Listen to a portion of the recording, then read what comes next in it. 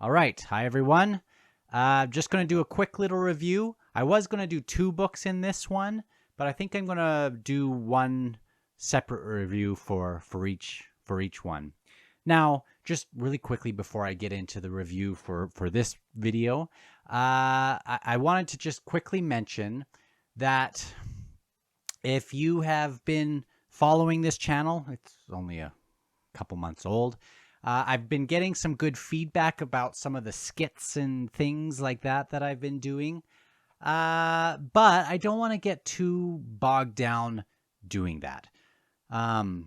Really, I want to read as many books as I can.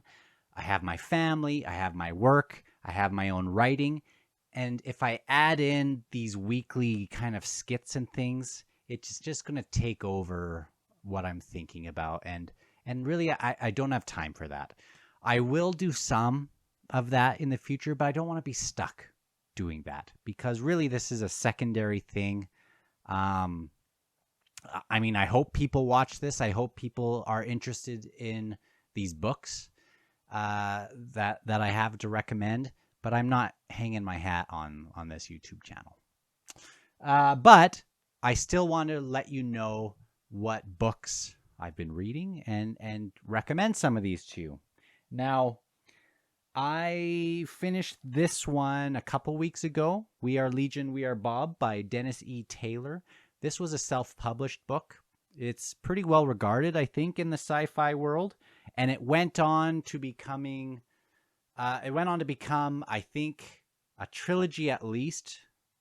There may be another 4th book, but I'm not sure. I have the first 2. I've not gotten to the second one. Don't know when I'm going to get to that. And I think the 3rd one's out, and there may even be a 4th one. Again, I'm not really sure. But I just want to give a quick little premise of what it's about, and I'm sure you will know if maybe this is something that interests you. The first chapter of this really got me. It's about a man named Robert, the namesake of this book. He's a person. He is at this convention in the first chapter. He is a nerd. He has a software company that made him a whole bunch of money. He's a little bit of a loner, I guess. He has his little group of friends. He has a good relationship with his sister, and he's, I think he enjoys life. He's just an interesting guy. He's at this convention with a whole bunch of Ewoks and Wookiees and Ferengi and stuff. And when he's there, he agrees with this group that's selling things that he will pay $10,000 to get this donor card sort of thing. And when he dies, this group will be there to cryogenically freeze him so that he can wake up in some other time when he can be healed or whatever. So that's the start. And he has a funny sense of humor. I think he would be really relatable to a lot of people. It comes across in the very first chapter. I think Amazon might have a free chapter sample. It might be the audio one last time I checked. But I didn't really look too hard. If you can get a text one too, maybe look for that. But I think you will know right away if this sort of thing clicks with you. It would help if you know some of the kind of the inside jokes with Star Trek and just kind of the kind of humor with Comic-Con and that sort of thing. You know, a bunch of 40-year-olds that spend way too much money on their props and costumes and things, but that's just what they like, and I think that's kind of funny. I mean, I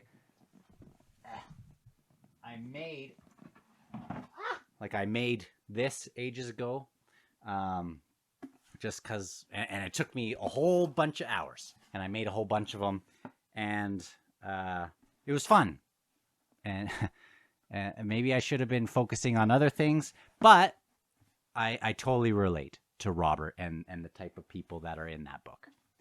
Now, in the first chapter, he signs this card.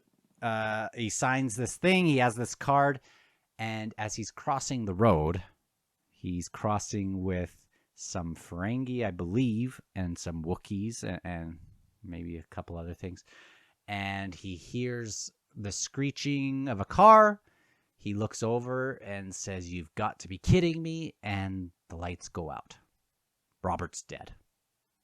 This Robert that we love. And then he wakes up in the next page. At some point in the future, 100 years in the future, and he's not quite himself. He doesn't have his body.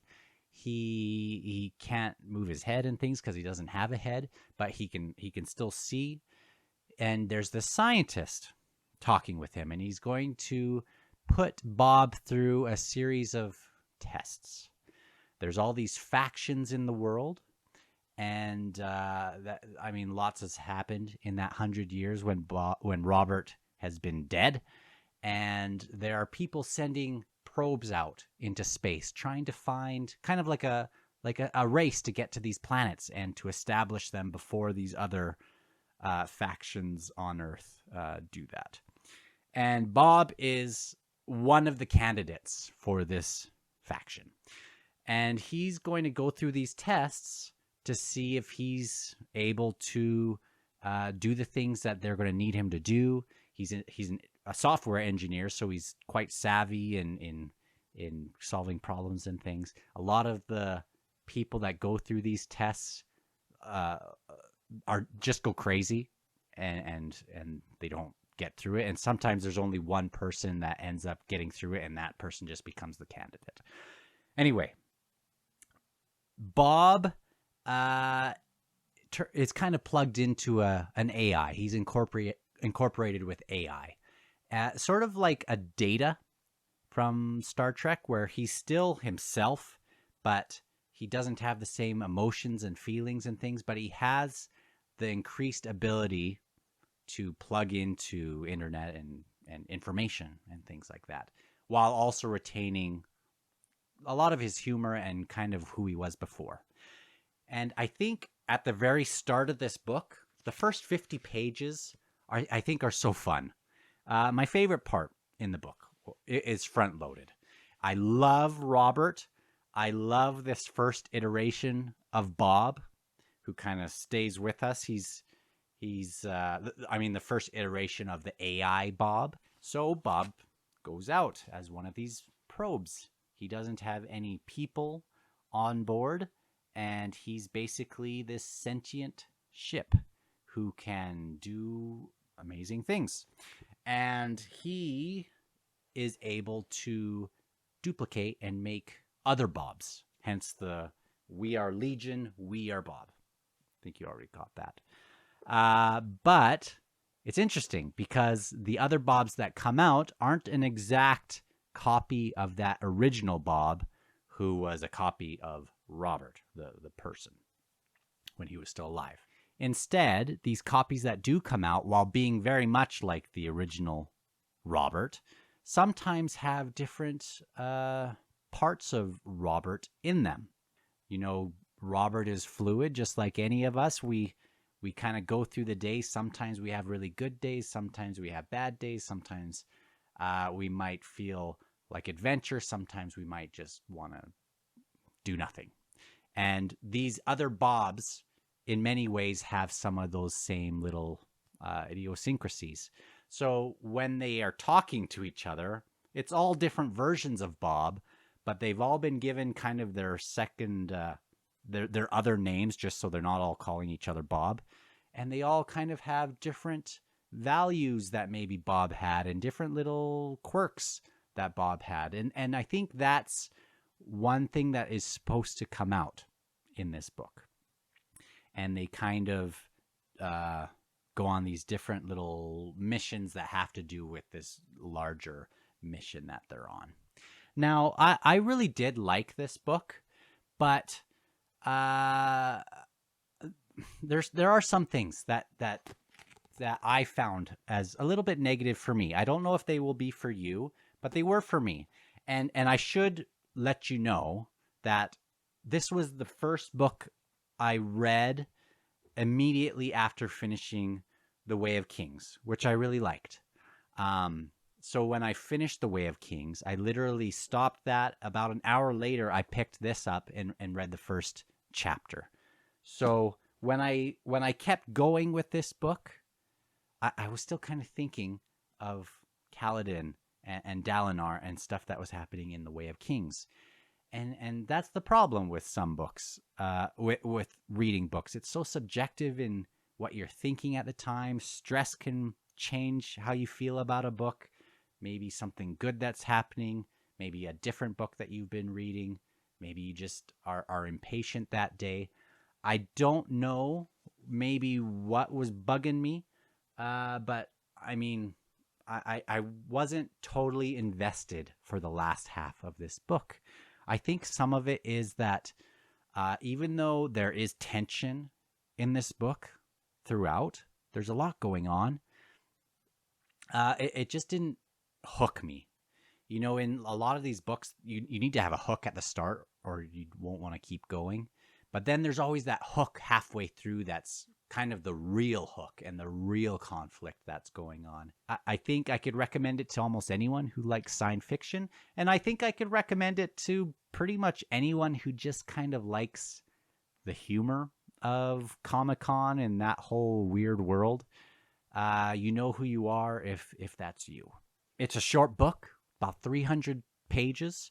I think Robert, for sure, is just so dang lovable. And even the Bobs have that as well, even though, again, I did lose interest a little bit in the Bobs as the book went on. But I'm excited to maybe give it another try down the road, and I'm excited to see where else it goes in the series. So give it a try, and I will see you on the next review, which will be Children of Time by Adrian Tchaikovsky. And I really liked that book. I can't wait to talk about that. All right. I will talk to you later.